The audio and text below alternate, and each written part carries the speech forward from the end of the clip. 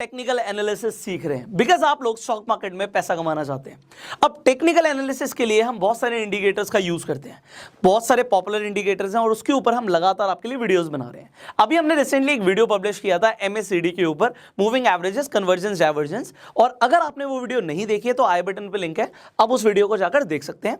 आज इस वीडियो में हम बात करने वाले हैं RSI के ऊपर, रिलेटिव स्ट्रेंथ इंडेक्स। अब आप बहुत सारे ट्रेडर्स को सुनते हैं और वो बार बार RSI के ऊपर बात करते हैं, बट आपको समझ नहीं आता कि RSI होता क्या है।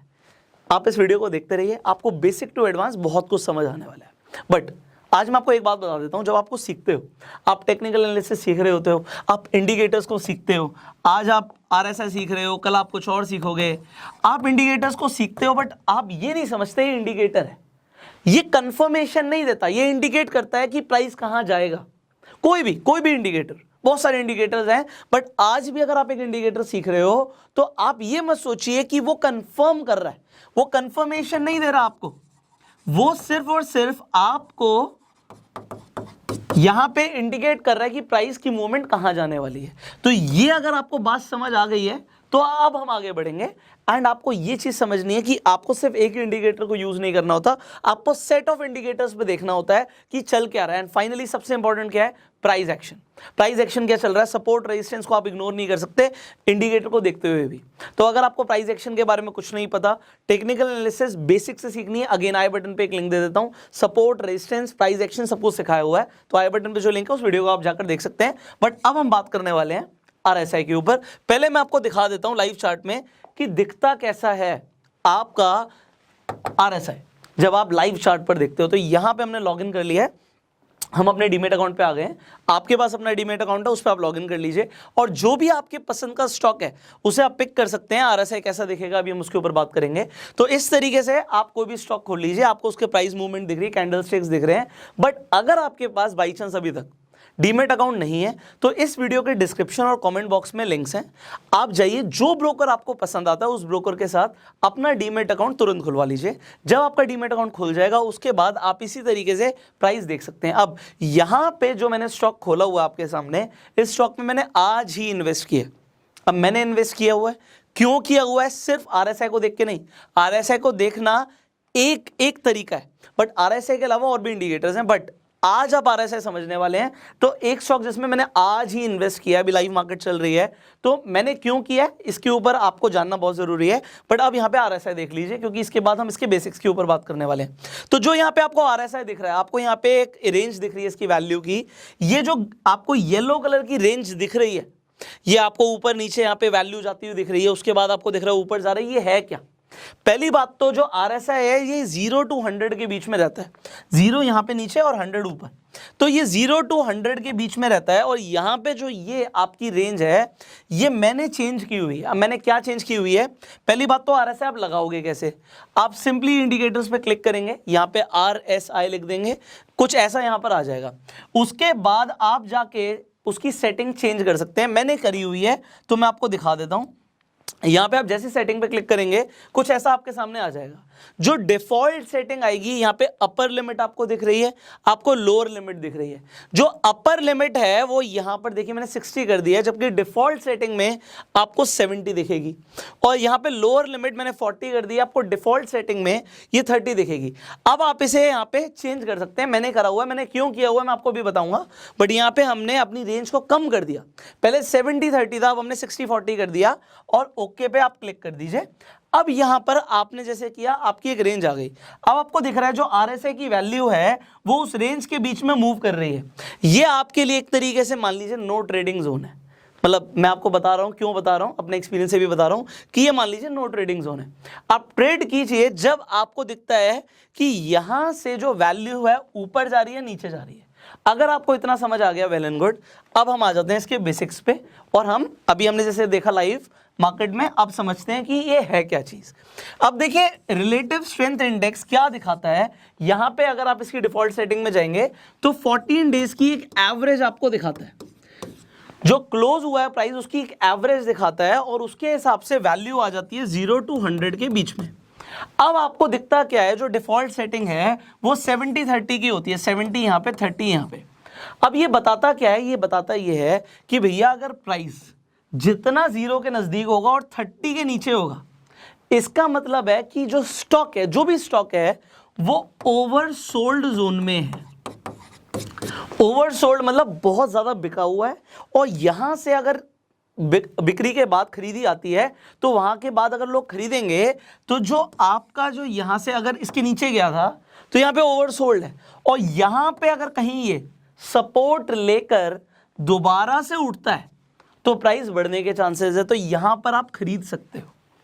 ऐसा RSI है जो लोग यूज करते हैं, दिस इज दिस। नाउ जब हम बात करते हैं ओवरबॉट जोन की, तो ओवरबॉट क्या हो गया, जब प्राइस मूव करता हुआ 70 के ऊपर चला जाए, तो 70 के ऊपर क्या हो गया, जब ये 70 के ऊपर जा रहा होता है, कुछ लोग सोचते हैं भैया ओवरबॉट हो गया, और वो यहां से सेल कर देते हैं। ओवरबॉट तो आपको समझ आ गया कि भैया ज्यादा खरीदा हुआ है, बट ज्यादा खरीदने का मतलब ये नहीं है कि अभी वो नीचे आएगा, जब तक वो एक रेजिस्टेंस बना के दोबारा से नीचे नहीं आता।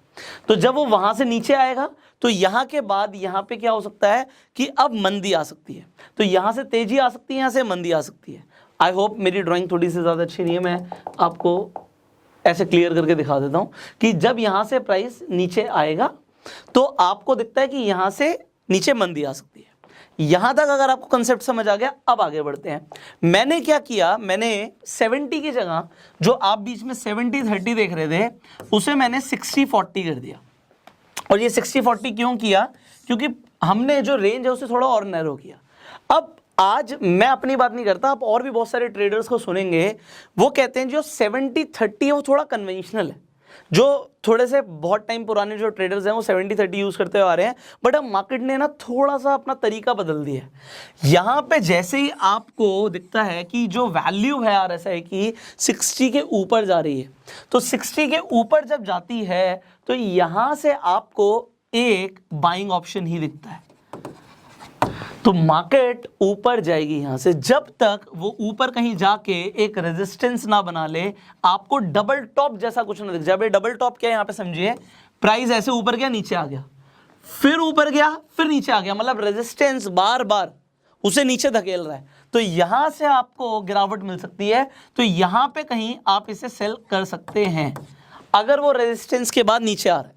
एंड सिमिलरली जब प्राइस आपका 40 के नीचे चला जाता है तो यहां से आप देख सकते हो कि यहां से जो प्राइस है वो नीचे जाएगा। वैल्यू 40 के नीचे चली गई RSI की, तो प्राइस नीचे जाएगा, बट वो ऊपर कब उठेगा, नीचे जाएगा मतलब गिर रहा है, गिरता जा रहा है, जब तक वो नीचे कहीं सपोर्ट बना के वो दोबारा से ऊपर ना आ जाए।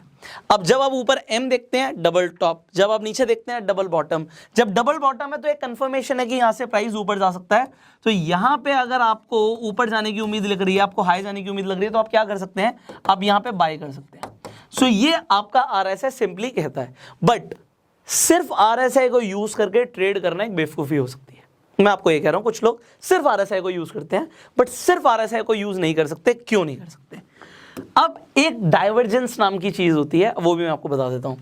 एक होता है आपका बुलिश डाइवर्जेंस और एक होता है आपका बेयरिश डाइवर्जेंस। अब ये डाइवर्जेंस क्या कहता है, आपको स्टॉक का प्राइस ऊपर जाते हुए दिखता है, ऊपर जाते हुए दिखता है। प्राइस कभी ऐसे तो ऊपर जाता नहीं सीधा सीधा, ऐसे ही हमेशा ऊपर जाता है, बट आपको RSI दिखता है कि RSI नीचे जा रहा है भाई। ऐसा सिनेरियो जब बनता है, ऐसा सिनेरियो जब बनता है तो ये आपका बुलिश डाइवर्जेंस नहीं है, यहां से प्राइस नीचे आ जाएगा, क्योंकि RSI ने पहले इंडिकेट कर दिया, क्योंकि ये इंडिकेटर है कि प्राइस नीचे आएगा। भाई मैं तो कमजोर हूं, तो ये लोग सोचते हैं कि भैया ये मार्केट ऊपर जा रही है तो ये बुलिश होगा, बट ये बुलिश डाइवर्जेंस नहीं है, ये बेयरिश डाइवर्जेंस है। अब इसका मैं आपको बड़ा सिंपल सा आपको तरीका बताऊंगा कि आपको याद रहेगा ये। दूसरा क्या होता है कि प्राइस नीचे आ रहा होता है, जैसे यहां पे आ रहा है, और जो RSI है वो ऊपर जा रहा होता है। जब RSI ऊपर इंडिकेट कर रहा है तो ये कौन सा डाइवर्जेंस है, ये बुलिश डाइवर्जेंस है। तो यहां पे आपको बुलिश डाइवर्जेंस दिखता है। अब ये जब आपको दिखता है तो ये एक आपके लिए इंडिकेशन है कि कहां पे अब प्राइस जाने वाला है। बट अब मैंने बोला था मैं आपको कुछ बताऊंगा जिससे आपको याद रहेगा, जब आपको यहां पे इनका मुंह खुला हुआ देखे, प्राइस आपको ऊपर जाता हुआ देखे और RSI नीचे जाता हुआ देखे, यहां पर आप देख रहे हो कि गैप बड़ा है, मुंह खुला हुआ है। तो जब मुंह खुला हुआ है तो आप समझ लो भालू का मुंह खुला हुआ है, तो ये बियरिश है, बियर है, ठीक है, यहां से नीचे जाएगा प्राइस।